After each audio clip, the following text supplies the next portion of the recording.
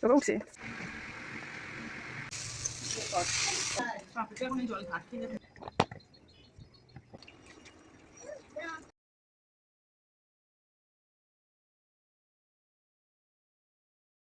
যা হয়েছে তা ভালোই হয়েছে, যা হচ্ছে তা ভালোই হচ্ছে, যা হবে তা ভালোই হবে।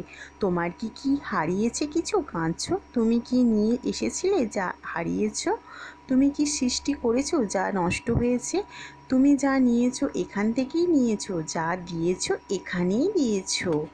তোমার আছে যা আছে কাল তা অন্য কারোর ছিল, পরশু সেটা অন্য কারোর হয়ে যাবে। পরিবর্তনই সংসারের নিয়ম। তো বন্ধুরা, গীতার সারাংশ দিয়েই আজকে আমি ব্লগটা স্টার্ট করলাম। তোমরা আশা করছি ভালো আছো, সুস্থ আছো, এবং আমিও খুব ভালো আছি। আর এখন বাজে 9টার মতন। তো মোটামুটি কাজকর্ম সেরে নিয়েছি, স্নানটাও সেরে নিয়েছি। আর তোমাদের দাদাভাই নিয়ে এসছে কালকে একটা বড় কাঁঠাল। তো কাঁঠালটা আজকে খাওয়াটা ঠিক হবে না, কারণ আজকে অনেক কিছু আইটেম আছে, ভালো ভালো রেসিপি আছে, রান্না খাওয়া দাওয়া। তো তার সঙ্গে কাঁঠালটা হয়তো শ্যুট করতে নাও পারে। তার জন্য কিন্তু যেহেতু পেকে গেছে, অল্প উপর থেকে 2-4টে কোয়া খুলে নিয়ে মানে 2-4টা আর কি খাবে, তারপর বাকিটা চাপা দিয়ে রেখে দেবো। মানে ফ্রিজ তো নেই, তার জন্য এইভাবেই রেখে দেবো চাপা দিয়ে, থেকে যাবে একদিন। তো বন্ধুরা, আজকে সারাদিন কাজ করতে করতে তোমাদের সঙ্গে আমার জীবনের কিছু গুরুত্বপূর্ণ কথাগুলো তোমাদের কাছে শেয়ার করবো। টাইটেল থাম্বনেল দেখে তোমরা তো বুঝতেই পারছো। চলো সেই বিষয়ে আজকে আমি কথা বলি তোমাদের সঙ্গে। কালকে ইউটিউব ঘাঁটতে ঘাঁটতে গীতার কিছু সারাংশ চোখে পড়লো, তাই ভাবলাম আমার জীবনের সঙ্গে এই গীতার সারাংশটা কিছু হয়তো মিলবে, বা তোমাদের সঙ্গে তাই শেয়ার করলাম। সত্যি বন্ধুরা, আমার বলে কিছুই হয় না, তবু আমরা আমার বাচ্চা, আমার সংসার, আমার করি। কষ্ট করে আমরা কতই না দিন রাত খেটে, রাত দিন জেগে বাচ্চাদের মানুষ করি। সেই বাচ্চারা বড় হয়ে গিয়ে মায়েদের আর চিনতে পারে না। যেই বাচ্চারা আমাদের চোখের মণি, একবার না দেখতে পেলে আমাদের চোখে হারায়, সেই বাচ্চারাই একদিন মায়েরা চোখের সামনে থাকলে মা বাবা বোঝা হয়ে যায়, বৃদ্ধাশ্রমে রেখে আসে। এই দিনগুলো হয়তো সবার ক্ষেত্রে সমান হয় না, যে কিছু কিছু ক্ষেত্রে সেগুলো হয়, কিন্তু সবাই তো মা বাবা, তাই না? এই দিনগুলো, এই কষ্টের কথাগুলো আমরা যে চোখের সামনে আশেপাশে যে ঘটনা ঘটে আমরা দেখি, এগুলো কিন্তু ভাবলে সত্যি খারাপ, খুবই কষ্টকর। তোমার কি হারিয়েছে? তুমি কাঁদছো? তুমি কি নিয়ে এসেছিলে যা হারিয়েছো? তুমি কি সৃষ্টি করেছো যা নষ্ট হয়েছে? এই কথাটার সঙ্গে আমার জীবনের খুবই মিল আছে। আমার যেসব সাবস্ক্রাইব বন্ধুরা কম বেশি আমার ভিডিও দেখো, তোমরা তো সবাই জানো আমি থাকতাম আগে নালিকুলে, এখন থাকি রানাঘাটে। তো নালিকুলে ওখানে তো ছিলাম আমি, মানে বিয়ের পরে সংসার হচ্ছে 12 বছরের মতন। তারপর এলাম তোমাদের দাদাভাইয়ের শুধু মানে থাকার অসুবিধা হচ্ছে, খাওয়া দাওয়া হোটেলে থেকে কাজকর্ম করা, থাকাটা খুবই কষ্টকর হচ্ছিলো, তার জন্য এলাম।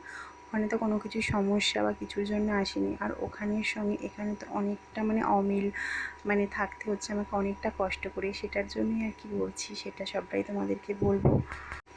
ওখানে বড় বাড়ি, বড় জায়গা, এবং গাড়ি বাড়ি কোনোটাই কোনো কিছু প্রবলেম হবে না। জীবনে থাকতে গেলে যেসব জিনিসের প্রয়োজন ঈশ্বরের আশীর্বাদে সবটাই আছে, কিন্তু এখানে আমার অনেকটা প্রবলেম করে থাকতে হয়। মানে কী বলবো, বলে না কেনা জিনিস আর ঘরের জিনিস, সেটাই আমার ওখানে জায়গা, মানে শ্বশুরের জায়গায় আর কি অনেকটা বাড়ি।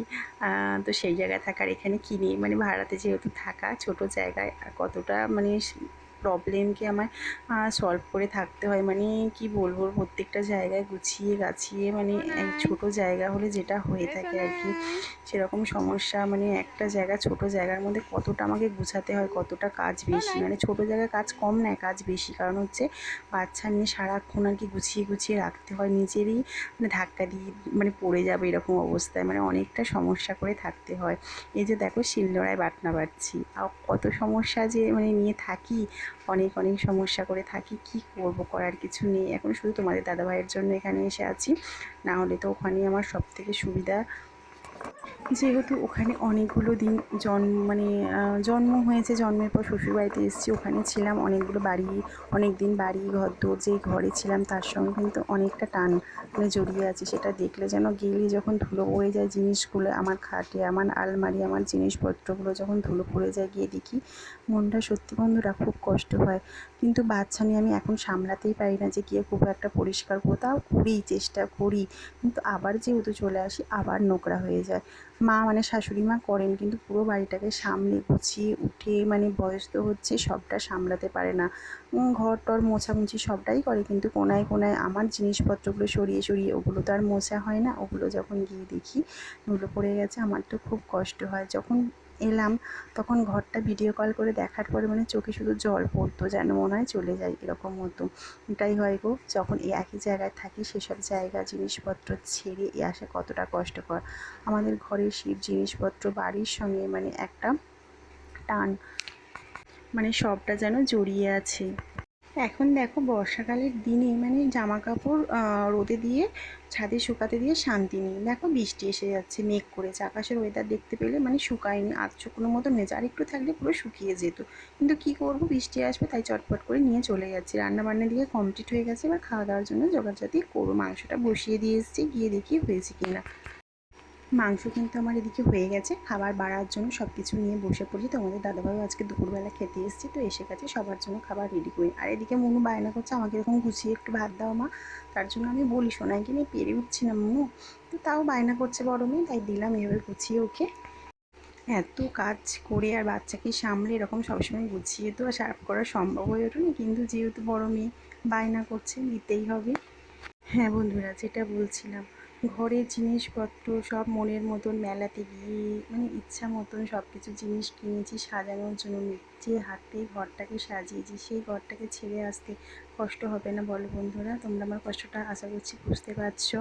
তার জন্যে আজকে ভিডিওটা ছেড়েছি। তাই বলছি, আমার আমার বলে কিছুই নেই। কাল যেটা আমার ছিল আজকে সেটা আমার নাও, মানে আজ যেমন দেখো আমার নেই, কালও যে থাকবে তারও কোনো গ্যারেন্টি নেই। আর মানুষের আয়ু তো এখন দেখতেই পাচ্ছ, কে কখন আছে আর কে কখন নেই। এই হচ্ছে আমাদের জীবন, খেলাঘর করতে মানে খেলতে এসেছি, খেলে চলে যেতে হবে।